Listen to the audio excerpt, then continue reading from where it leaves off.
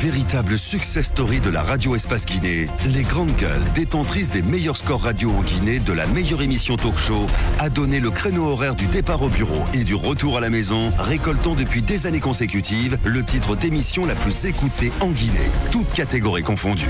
Un grand total de plus de 5 millions d'auditeurs ont été fidèles au talk show Les GG, diffusé jour après jour sur toutes les stations du réseau Adafo Média de 9h à 10h30, un exploit qui restera longtemps dans les annales de la bande FM en Guinée.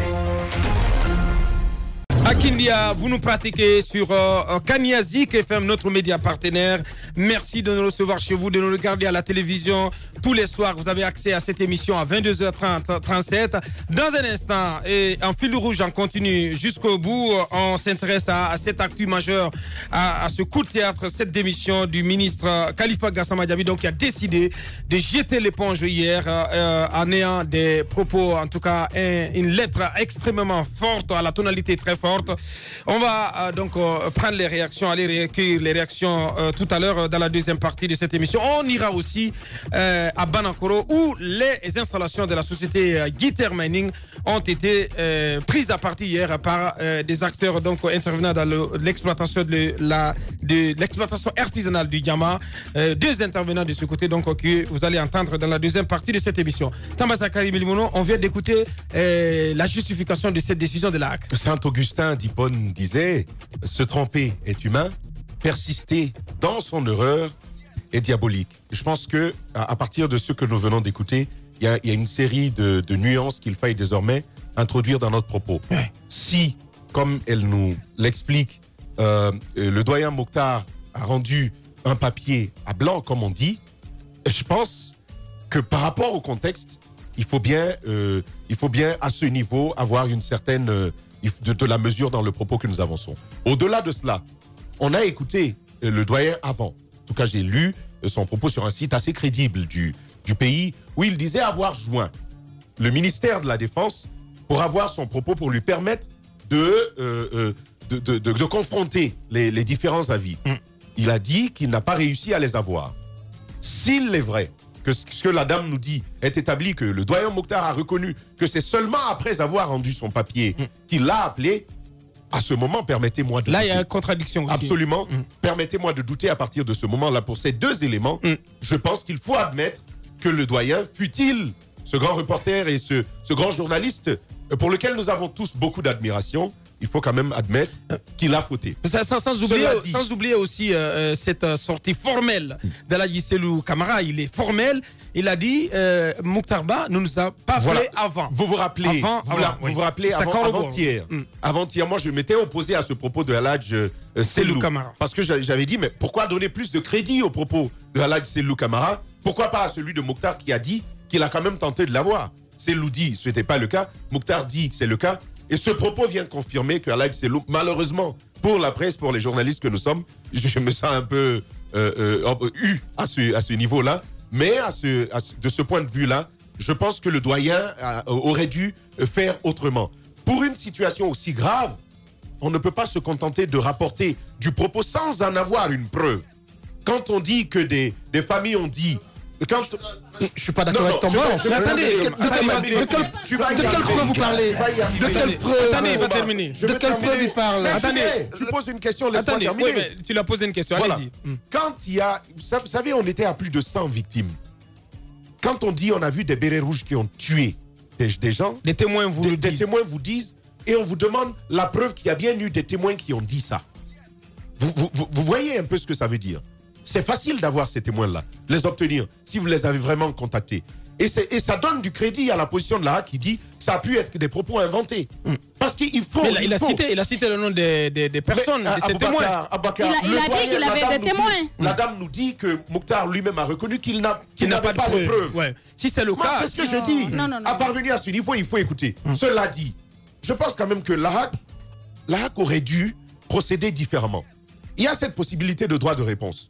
Mais dans les conditions actuelles, oui, le correspondant de RFI, vous l'avez suspendu. Au-delà de la suspension, vous l'avez annulé. Il faut dire à la dame que ce n'est pas une suspension, c'est bien une annulation. Nous avons la décision sous les yeux. Effectivement. Et donc, l'accréditation est annulée. Et on vous dit que c'est seulement après février 2019 que ça va être examiné pour voir si Mokhtar peut à nouveau obtenir tout ça. Moi, je dis, dans quelles conditions encore vous voulez un autre droit de réponse? Moi, je pense que cette décision, je suis d'accord avec chacun de vous dans ce studio, elle a été lourde. Effectivement. On aurait dû procéder différemment. Bien, Tamba. Cela dit, il faut reconnaître que Mokhtar Ba aurait pu mieux faire. Merci. Allez-y, Jacques Lewaleno. Ce que j'ai envie de dire, c'est que nous en tenons. Elle vous a convaincu ou pas? Oui, mais ce que j'avais dit dans un premier temps qu'elle n'avait pas besoin, en tout cas l'institution, de commenter sa décision. Et quand elle est venue, elle a commencé par dire, quand même, pour éclairer la lanterne des gens. Nous n'étions pas là quand ils se réunissaient pour examiner, n'est-ce pas, la plainte et puis examiner, si vous voulez, ce papier. Nous avons tenu compte non seulement de ce que nous avons entendu dans le papier, mais également de ce que Mokhtar a dit le premier jour qu'il a été reçu à la HAC. Parce que nous l'avons eu en interview et il avait déclaré dans un premier temps avoir contacté les gens sur le terrain, mais dans un second temps avoir tenté d'entrer en contact avec le ministère de la Défense. Donc nos analyses portaient, n'est-ce pas, sur ça. S'il a pu dire quelque chose d'autre, encore, je voudrais bien si on avait la possibilité de l'écouter après. Mais je crois que ça n'a plus d'importance parce que la décision est déjà prise. Ouais. Pour qu'on sache, évidemment, si ce que la HAC dit, c'est bien ce qu'il a pu porter, n'est-ce pas, à leur connaissance, pour reconnaître dans un premier temps qu'il n'avait pas, si vous voulez, de preuves. Parce que moi, à mon avis, la preuve la plus tangible dans ce genre de situation, il ne pouvait pas l'obtenir. C'est peut-être la présence de ces gens. Mais s'il avait pu avoir des témoins et qu'il avait pu identifier ces témoins, la seule possibilité, c'était, n'est-ce pas, de les présenter, n'est-ce pas, à la HAC, et ça pouvait, n'est-ce pas, faire des choses. Maintenant, par rapport à la décision, je m'appuie sur ça parce qu'on ne peut pas éviter ou bien refuser de demander un droit de réponse et, après la sanction, intimer encore à l'institution en question. C'est contradictoire. Ouais. Allez-y. Moi, il y a une chose que j'ai remarquée dans le propos de Mme Barry. Elle dit qu'ils ont pris la décision parce qu'ils ont été saisis.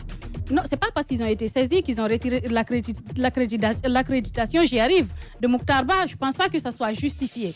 La décision, elle a été trop lourde. La sanction, elle a été trop lourde. On pouvait procéder autrement. Parce que j'ai parlé également avec Mokhtar Ba qui m'a dit qu'il a parlé avec des familles avant de faire son papier. Et il a dit à la HAC qu'il peut produire des personnes, des familles, des gens qui peuvent apporter des familles pour comment on appelle, témoigner de ce qu'il a dit. On peut dans un enrobé, dans un papier à blanc... Ce que la dame nous a dit tout à l'heure, ce n'est pas ce qu'elle a dit. Je rapporte ce que l'échange que j'ai eu à faire avec Mokhtar Ba. Tamba. Il m'a dit qu'il a parlé avec des familles. Dans un papier à blanc que vous faites, vous pouvez citer des gens. C'est pour ça qu'on parle de citation. J'ai joint tel qui m'a dit tel ou tel. Ouais. La décision, elle est quand même disproportionnée, il faut le dire. Bien. Et à partir du moment où la présidente de l'institution a déjà une position, bien avant que la décision ne soit prise, tu qualifies le journal. C'est des propos qui sont passibles de poursuites judiciaires. Ouais.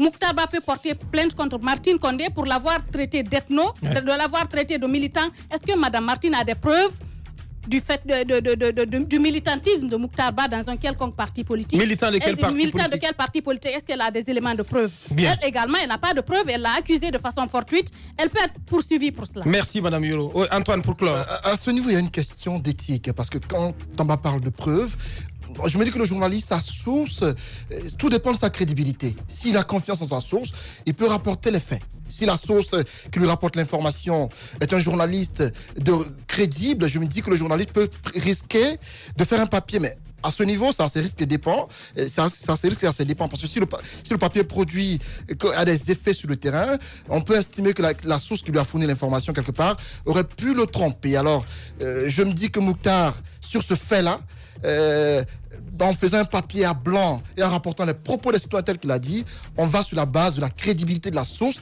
qui lui a fourni l'information. Parce que la seule chose qui pouvait le sauver, c'était d'avoir l'enregistrement sonore des personnes qui a pris en interview, soit un journaliste ou des familles témoins des faits. S'il n'a pas cet enregistrement sonore-là, quelque part, ça complique un peu la situation. Antoine Kourouma, merci. Voici ce qu'on pouvait dire sur cette grosse actualité, donc sur ces décisions de la HAC à l'encontre de notre confrère, le doyen Mokhtar Ba, et à l'encontre aussi de la station pour laquelle il travaille, RFI en l'occurrence. On marque une pause, on revient pour continuer cette émission en fil rouge, donc cette démission du ministre Khalifa Gassama Diaby.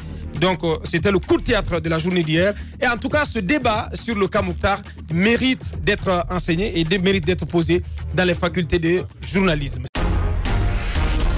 Véritable success story de la radio Espace Guinée, les grandes gueules, détentrices des meilleurs scores radio en Guinée de la meilleure émission talk show, a donné le créneau horaire du départ au bureau et du retour à la maison, récoltant depuis des années consécutives le titre d'émission la plus écoutée en Guinée, toutes catégories confondues. Un grand total de plus de 5 millions d'auditeurs ont été fidèles au talk show Les GG, diffusé jour après jour sur toutes les stations du réseau Adafo Média de 9h à 10h30, un exploit qui restera longtemps dans les annales de la bande FM en Guinée.